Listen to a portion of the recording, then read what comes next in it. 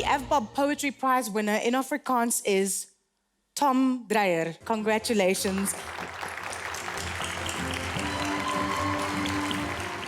We have a little poetry group in Stellenbosch, and somebody told me about this, and I thought, oh, well, I like the idea of it, because I think our languages are something that we should be proud of, and if we can celebrate all of that together, I just love the idea.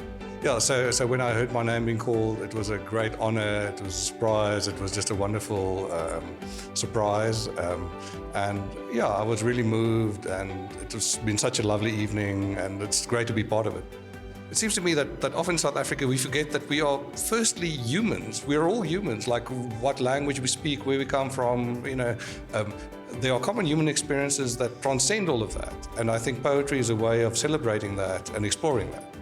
I think that if you've got the spirit, if you've got that animating force that drives poetry, you will kind of know it. And my message would just be, trust your gut. I mean, if you feel it inside, just put it out there. I mean, you can't write a poem if you don't write a poem.